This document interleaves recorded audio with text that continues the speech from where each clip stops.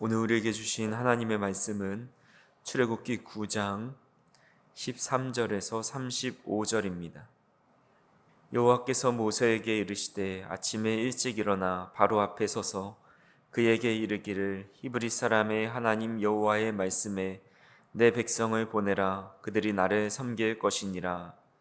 내가 이번에는 모든 재앙을 너와 내 신하와 내 백성에게 내려 온 천하에 나와 같은 자가 없음을 내가 알게 하리라.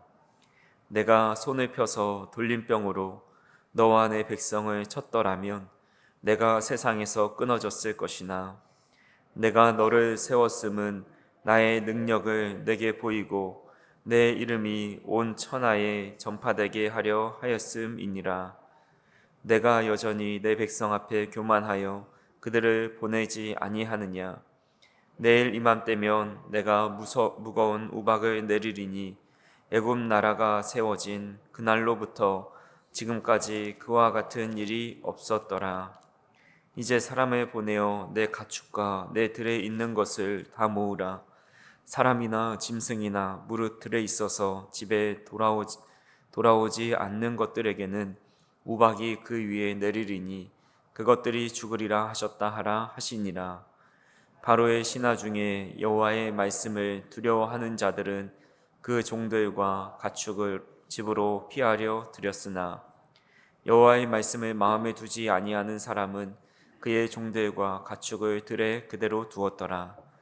여호와께서 모세에게 이르시되 너는 하늘을 향하여 손을 들어 애굽 전국에 우박이 애굽 땅의 사람과 짐승과 밭의 모든 채소에 내리게 하라. 모세가 하늘을 향하여 지팡이를 들매 여호와께서 우레소리와 우박을 보내시고 불을 내려 땅에 달리게 하시니라. 여호와께서 우박을 애굽 땅에 내리심에 우박이 내림과 불덩이가 우박에 섞여 내림이 심히 맹렬하니 나라가 생긴 그때로부터 애굽 온 땅에는 그와 같은 일이 없었더라. 우박이 애굽 온 땅에서 사람과 짐승을 막론하고 밭에 있는 모든 것을 쳤으며 우박이 또 밭의 모든 채소를 치고 들의 모든 나무를 꺾었으되 이스라엘 자손들이 있는 그곳 고센 땅에는 우박이 없었더라. 바로가 사람을 보내어 모세와 아론을 불러 그들에게 이르되 이번에는 내가 범죄하였노라. 여호와는 의로우시고 나와 나의 백성은 악하도다. 여호와께서 구하여 이 우레소리와 우박을 그만 그치게 하라.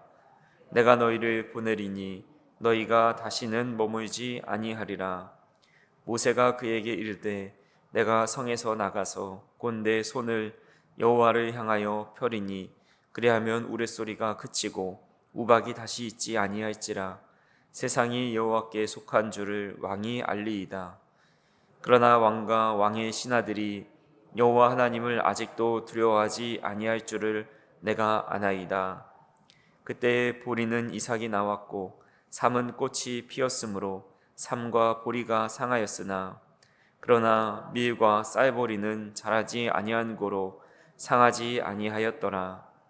모세가 바로를 떠나 성에서 나가 여호와를 향하여 손을 펴매 우레소리와 우박이 그치고 비가 땅에 내리지 아니하니라. 바로가 비와 우박과 우레소리가 그친 것을 보고 다시 범죄하여 마음을 완악하게 하니 그와 그의 신하가 꼭 같더라. 바로의 마음이 완악하여 이스라엘 자손을 내보내지 아니하였으니 여호와께서 모세에게 말씀하신과 같더라. 아멘. 우리는 지금 7번째 우박의 재앙을 보고 있습니다. 우박 재앙은 이 10가지 재앙 중에서 가장 길게 서술되어 있는 그런 재앙입니다. 우리는 흔히 성경을 읽으면서 비가 오다가 우박이 내린 것을 보고 우박이 내렸구나 그렇게 생각을 할 수가 있습니다. 우리나라에서도 그런 현상이 종종 우박을 내리는 현상들이 종종 보이기 때문입니다. 하지만 오늘 본문의 무대가 되는 애굽 땅 이집트에는 사실 이 사건은 전혀 생소하고 또 일어나지 않았던 일들입니다. 지리적으로 애굽은 전형적인 사막 기후를 가지고 있습니다. 우리나라의 강수량이 한 1400mm 정도 연간 평균 되는데, 이 애굽 이집트 지역은 보통 한 25mm 정도 이렇게 된다고 합니다. 그러니 거의 1년 내내 비가 내리지 않는 지역이라 해도 사실은 이상하지가 않습니다. 그들은 마르지 않는 물줄기인 나일강을 바라보면서 농사를 지기 때문에 이스라엘 백성들처럼 또 이른 비와 늦은 비를 간절히 구할 필요가 사실은 없었습니다. 그래서 애굽 사람들은 늘 하늘은 우리를 돕지 않아도 우리는 나일강이 있기 때문에 농사하는 것이 크게 어렵지 않다라는 그런 마음을 가지고 있었습니다. 그들에게 하늘은 그저 뜨거운 태양이 장렬하는 공간이지 비가 오거나 얼음이 떨어지는 그런 곳이라고는 상상조차 할 수 없었습니다. 그런데 오늘 성경에 보면 그런 메마른 하늘이 갑자기 뚫려서 18절에 보니까 애굽 나라가 세워진 그날로부터 지금까지 그와 같은 일이 없었다라고 할 정도로 역사적으로 이례적인 우박이 쏟아지기 시작한 것입니다. 과거 역사 자료에 보면 인도의 모라다바드 지역이라는 곳에 내린 우박이 있는데, 그때 내린 우박이 지름이 15cm 정도 됐다고 합니다. 무게가 1km 정도 됐다고 하는데, 이는 거의 돌덩이가 하늘에서부터 떨어지는 그런 재앙과 비슷한 우박이 내린 적이 있다고 합니다. 그때 우박이 160km로 떨어졌다고 하는데, 오늘 본문도 마찬가지로 그 이스라엘 역사에 이례적으로 또 전무후무했던 그런 우박이 불덩이와 같이 함께 섞여서 떨어져 내리는 것을 보게 됩니다. 그래서 24절에 보니까 불덩이가 우박에 섞여 내림이 심히 맹렬하다라고 묘사하고 있습니다. 차가운 얼음덩이와 또 불덩이가 함께 뒤섞여 쏟아지는 것은 참 기괴하고도 애굽 사람들 앞에선 공포스러운 현장이지 않았을까 생각을 하게 됩니다. 애굽 사람들은 단순히 날씨가 나쁜 것이 아니라 우주가 무너져 내리고 또 마치 종말을 보는 듯한 공포를 느꼈을 것입니다.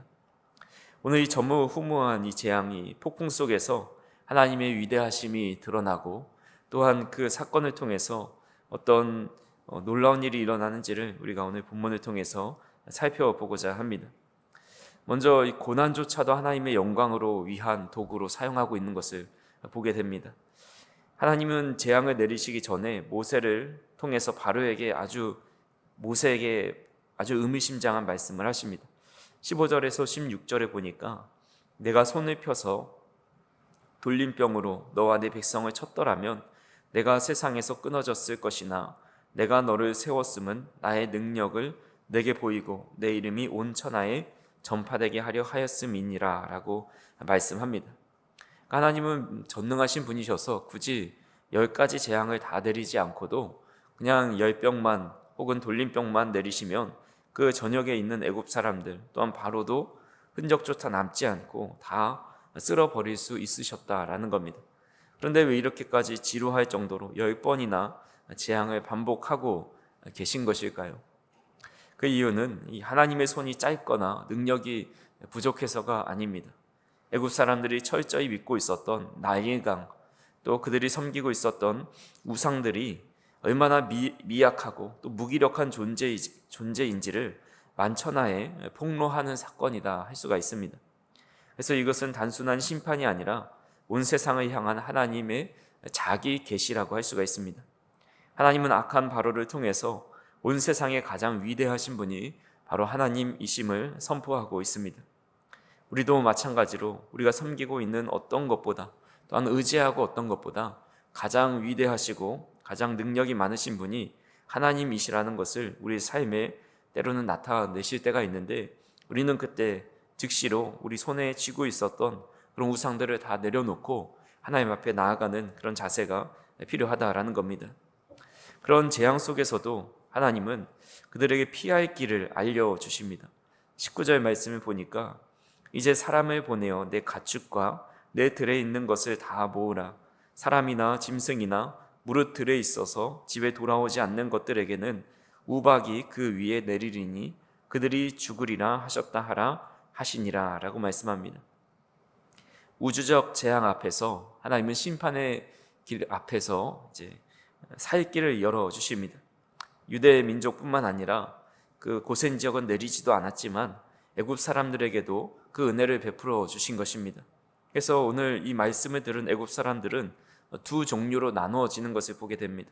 20절에 여호와의 말씀을 두려워하는 자는 가축을 집으로 피신시켜 살았고, 21절 말씀을 보면 말씀을 마음에 두지 아니하는 자는 그것을 다 잃어버리는 결과를 초래하게 됩니다. 이전까지 애굽 사람들은 바로의 말만 들었습니다.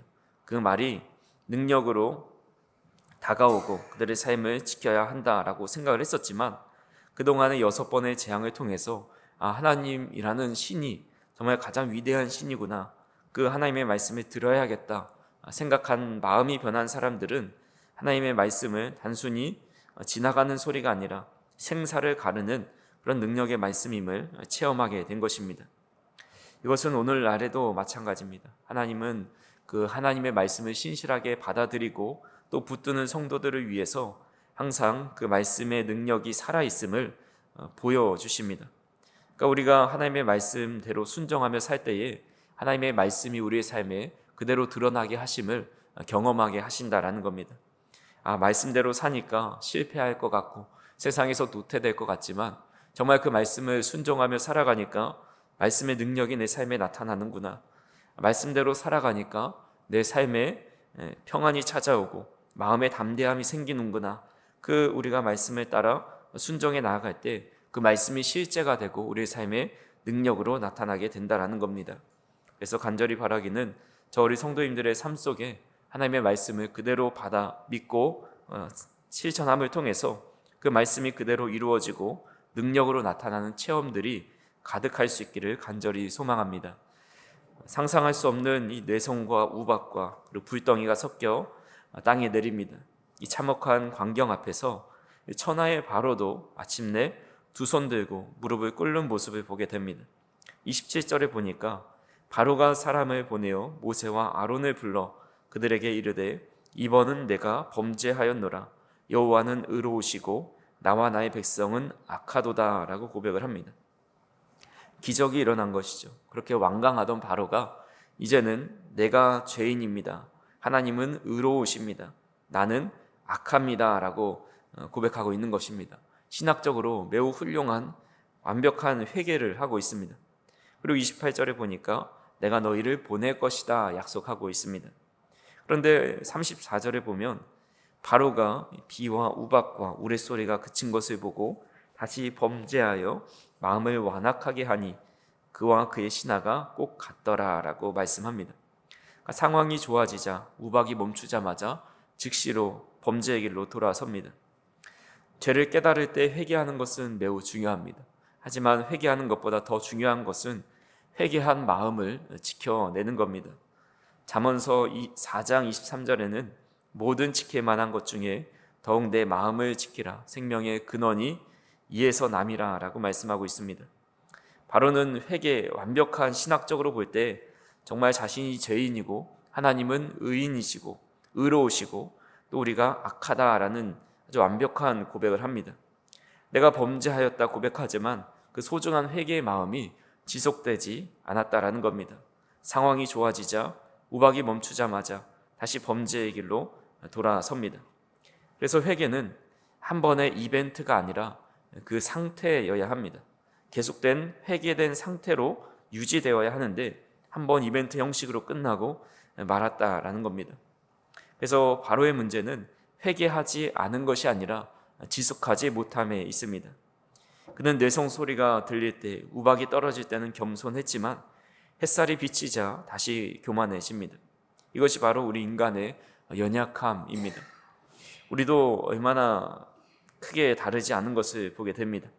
상황이 힘들고 어려울 때는 하나님께 회개하고 또 간절하게 간구하지만 상황이 조금 나아지면 다시 예전의 모습으로 돌아갈 때가 많이 있습니다. 어떤 분은 이것을 화장실의 신앙이다 이렇게 이야기합니다. 화장실에 들어갈 때와 나올 때의 마음이 다르다고 해서 그렇게 지은 것 같습니다. 믿음은 한순간의 뜨거운 체험으로 완성되지 않습니다. 믿음은 지켜내는 싸움이라고 할 수가 있습니다. 고난이 찾아올 때 회개하는 것도 중요하지만 평안하게 다시 회복되었을 때에 그 겸손한 마음을 유지하는 것은 더 어렵고 중요하다라는 것입니다. 그렇게 간절히 바라기는 우리가 고난이 올 때만 하나님께 의지하고 무릎 꿇는 신앙이 아니라 우리의 삶이 평안할 때도 하나님 앞에 머무는 신앙, 또 하나님의 말씀을 귀 기울이고 듣는 신앙, 그리고 회개의 마음을 끝까지 지켜내는 그런 마음을 가질 수 있는 우리 성도님들이 되었으면 좋겠습니다. 그래서 우리가 모두가 말씀 앞에 겸손히 서서 날마다 하나님을 경외하며 살아가는 그런 복된 삶, 또한 그런 삶을 살아갈 때 그 우박을 피할 수 있는 그런 길을 예비해 주신 그런 하나님의 은혜를 우리의 삶에 풍성히 경험하며 살아가는 우리 성도님들이 되기를 주님의 이름으로 축원합니다. 기도하시겠습니다. 사랑과 은혜가 풍성하신 하나님 아버지, 오늘도 우리를 주님의 처소 아래 품어서 또 우리 삶의 위기 속에서 우리를 피하게 하시고, 또 오늘도 주님 앞에 나와 겸손하게 무릎 꿇고 기도할 수 있는 은혜를 더하여 주시니 감사를 드립니다. 우리가 바로와 같이 위기 속에서만 하나님을 찾는 자가 되지 않게 하시고, 평안할 때에도 늘 겸손히 주 앞에 엎드리는 귀한 성도님들 될 수 있도록 인도하여 주시옵소서. 일시적인 고백으로 머물지 않게 하시고 날마다 회개의 마음과 겸손의 마음을 지켜내서 주님의 말씀이 우리의 삶에 그대로 능력으로 나타나는 삶을 경험할 수 있도록 인도하여 주시옵소서. 우리의 고난까지도 하나님의 영광을 드러내는 도구가 되게 하시고, 말씀을 믿고 따르는 자마다 주님의 보호하심과 평안을 깊이 누릴 수 있도록 인도하여 주시옵소서. 우리의 마음이 완악해지지 않도록 성령께서 우리를 날마다 붙들어 주시고 주님 앞에 늘 떨며 경외하는 믿음과 겸손히 살아가는 그런 마음을 주님께서 허락하여 주시옵소서. 오늘도 기도하는 이 시간을 통해서 그런 마음을 되찾을 수 있도록 인도하여 주시고, 우리가 늘 하나님 말씀 안에 피하고 주님께서 보호하심을 경험하며 하나님의 말씀대로 순종할 때에 그 말씀이 우리의 삶의 능력으로 나타나는 것을 날마다 체험하며 살아갈 수 있도록 인도하여 주옵소서. 예수님의 이름으로 기도하옵나이다. 아멘.